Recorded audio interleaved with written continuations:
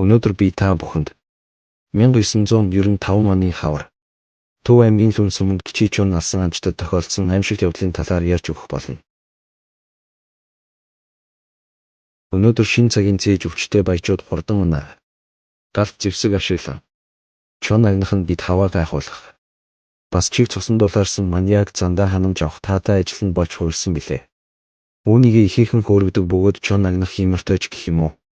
Эс бөгөөс ижил тэнгэртээдээ үзэгдэж илүү тэнгэртээдээ алагддаг гэсэн үгсийг нин түрүүн сонсчоод сагсуурч бүхэн бий. Илүү тэнгэртээдээ алагдана гэдэг нь үнэн хэрэгтээ захиур бууш ирсэн 100-ны тэртээ хөвгүүдийг хийснээс бос.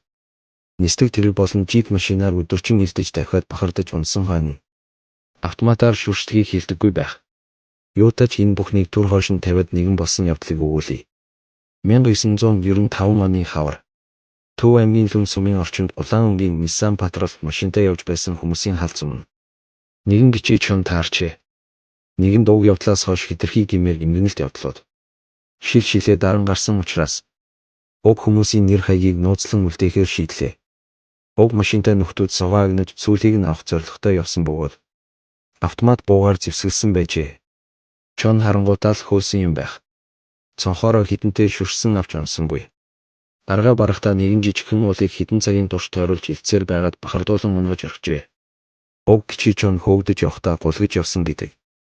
Анчид машиныхаа цонхоор зэрэг тал нээхэд хөөрхий ядгуусан суманд сийжүүлэн амиалдахдаа зүрх зүсэн дуугаар гаслаж байсан аж. Дэргэд нь очиход цээжээр нь унжих цэнхэр судалт дэлгэнгээс нь сүү туслаж байсан бөгөөд Кичи Чоны нүднээс нулимс унсан байх нь мэдрэгджээ. Энэ бүхэнд анчид өрдөөж хэрд хийсэнгүй. Харин ч ойр хавьд бэлтрэгнүүд нь байгаа гэсэн хар авч хэрч хайж эхлэх болов. Тэгж явтал хідэн адуу туусан хүүхэд тааралджээ.